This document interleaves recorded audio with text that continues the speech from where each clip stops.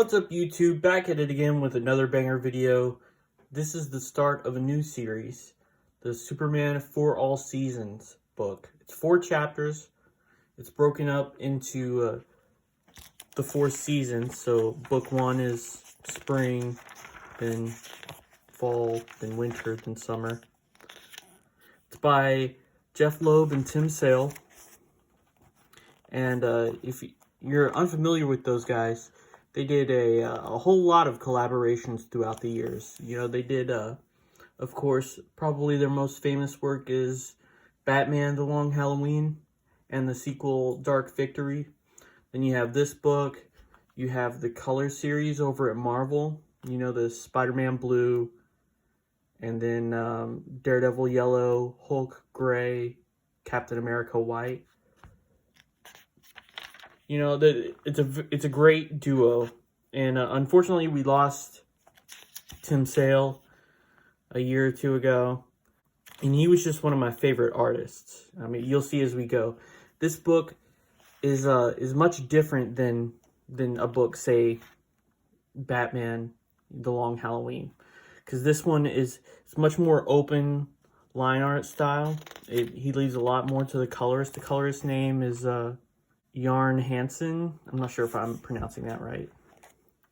As I said before, the book is broken into 4 different chapters, corresponding to the 4 seasons, and also each chapter is narrated by a different character in the book. So we start off at spring. This one is narrated by Jonathan Kent. That's Superman's adopted father. We start at Kent Farm. You'll notice these little details just sprinkled throughout, like the dogs. Like you see Shelby and Rusty on the names on the bowl. I think this is Shelby here, but you see these pages are just jam packed full of detail, from the bless this house picture frame to the pie on the windowsill to the, you know, you got dirty boots that someone took off before going inside. It's just very thought out, very observed is the right word. There's a lot of observation going on in these drawings. We see Pa Kent, Jonathan there. He's plowing the fields, and he gets stuck with this giant rock in the field. Clark, of course, can lift it with ease. No problem for him. And then we get a dinner scene. And I love this little detail of Clark. He's always sneaking food to the dogs. That reminds me of myself. And this is Lana Lang. She's Clark Kent's first girlfriend, I guess you would call her. If you watched the show Smallville, you would recognize that character. She was also in one of the Christopher Reeves movies, played by the same actress who plays Clark Kent's mom in Smallville. She played Lana Lang in that movie. But yeah, they come over to the Kents to visit.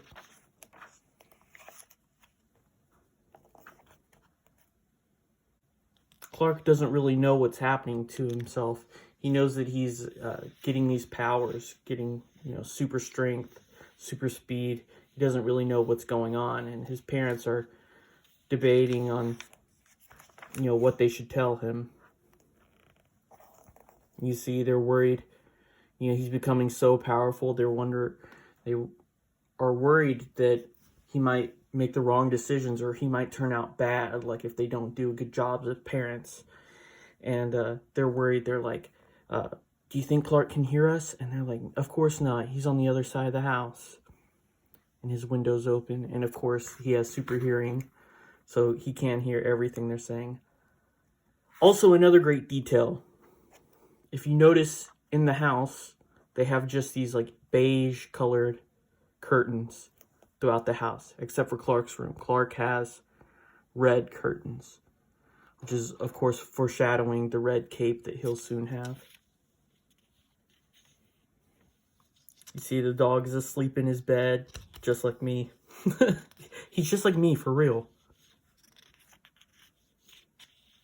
Also, I like the details that, like, Clark is kind of a slob. You know, I feel like you think of Superman, you think of him being perfect and being, you know, always spick and span, well put together. I like that he's treated like a real teenager here.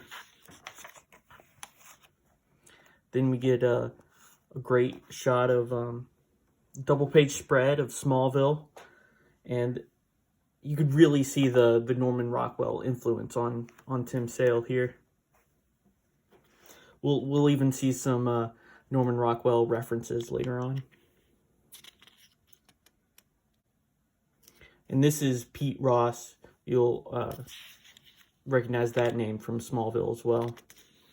And this, you know, Lana Lang and Pete Ross are kind of the same dynamic as Jimmy and Lois Lane later in his life. So you see, this is a town where everybody knows everybody.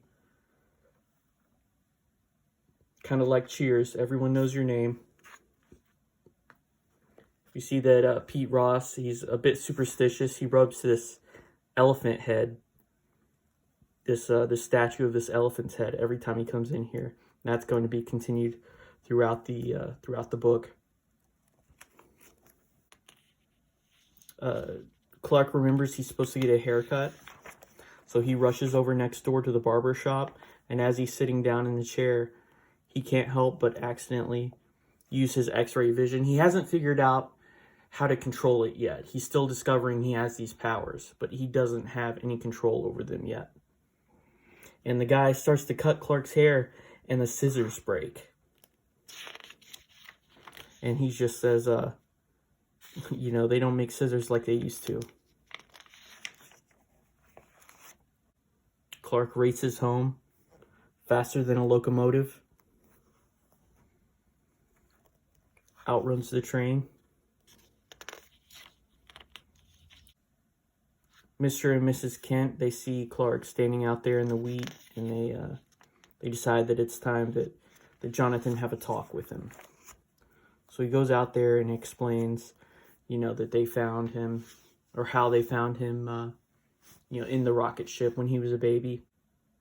Then it cuts to a storm. They live in Kansas, so of course there's a lot of tornadoes that happen in Kansas. There we go, a big twister. Something out of Wizard of Oz.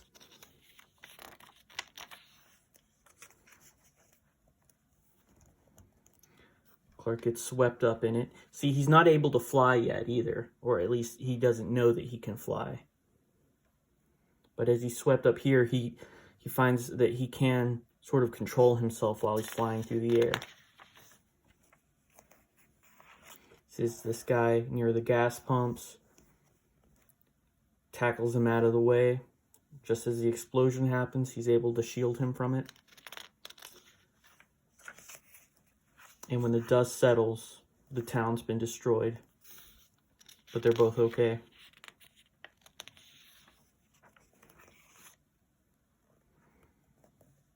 Back at home, we see that the destruction hit the Kent farm as well. There's a tractor in the roof. But Clark, now that he knows that he can fly, has no problem going up there and picking up the tractor. He feels guilty that he could have done more. He goes to speak with his pastor, but unfortunately the pastor doesn't have much time for him. They're busy doing repairs to the church, and he doesn't really have time to talk.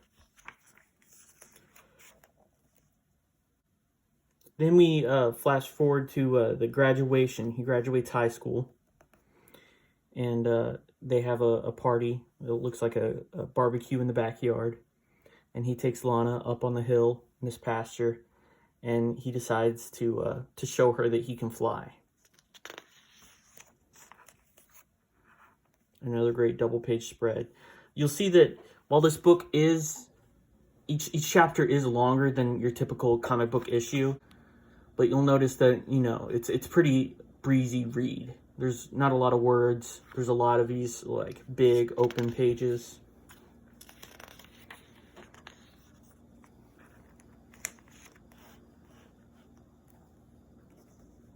gets his first kiss.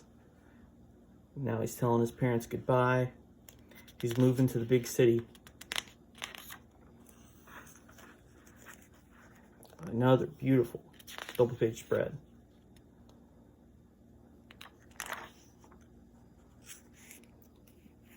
Followed by another beautiful double-page spread. And we see Metropolis for the first time, Daily Planet. We see back here, that's the LexCorp Tower. This is an interesting interpretation of Metropolis. We get all these raised highways and roads. You hardly ever see the actual ground of Metropolis. Everything's taking place high up. We meet Perry White, Lois Lane, Jimmy Olsen. We also see Lex Luthor for the first time. In Lex, he's portrayed as having red hair here. He's not completely bald like in some interpretations.